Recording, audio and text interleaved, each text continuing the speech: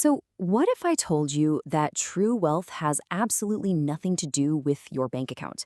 Today, we're going to dive into a pretty radical idea from our source material about where real, lasting richness is actually found.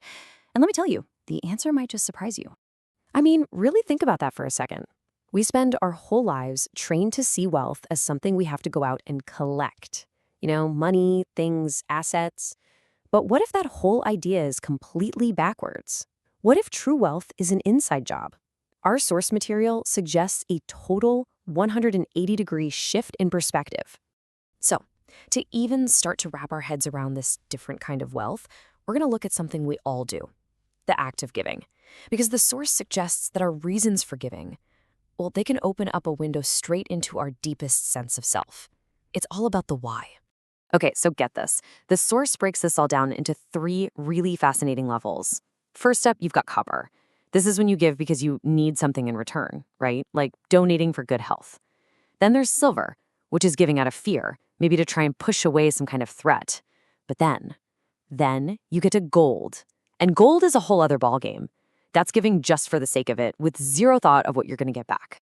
And this right here, this is where the perspective completely flips on its head. Giving at that gold level isn't just some nice thing you do. It's actually a reflection of who you fundamentally are. It stops being an action and starts being an expression of your true core nature. And here's the most powerful piece of the puzzle, the big takeaway from the source. This wealth, this gold, it's not something you have to go out and find or earn. It's already inside you. It's our default setting. That pure, selfless act of giving is just you letting that inner reality, that inner gold, shine out. Which, of course, brings us to the big question, right?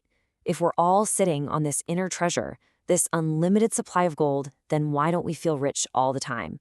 What is it that's covering it all up? What gets in the way? Well, according to the source, the answer is this kind of internal tug of war we all have going on between two competing parts of ourselves. On one side, you've got the natural self, which is our ego. It's driven by what it lacks, by fear, and its whole nature is to get, to receive. But then there's the true self, our soul, which is just naturally abundant, and its very nature is to give.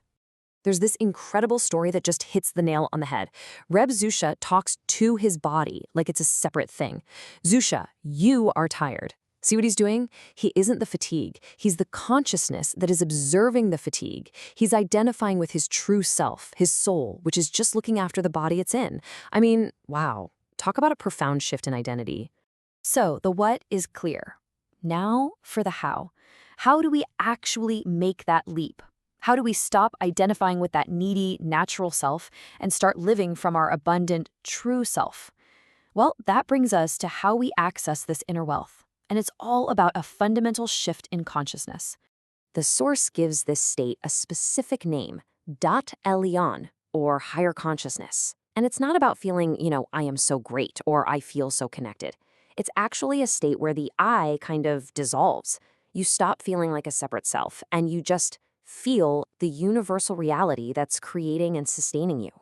You go from I am to just is.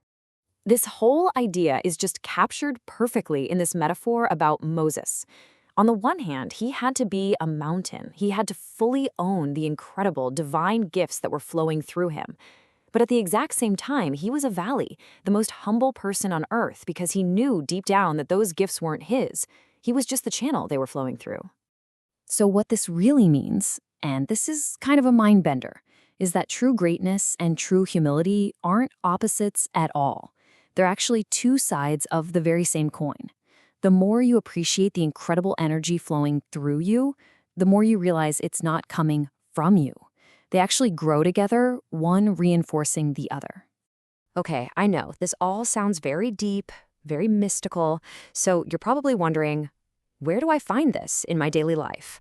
Well, the source gives an answer that is surprisingly simple and incredibly direct. It turns out our inner wealth, that connection to our true self, it only exists in one place, the present moment, the now. The problem is our consciousness is constantly being hijacked by these two little thieves, worry about the future and regret about the past. This simple little story just has everything you need to know. Think about it. The past is just a memory. The future is just an idea.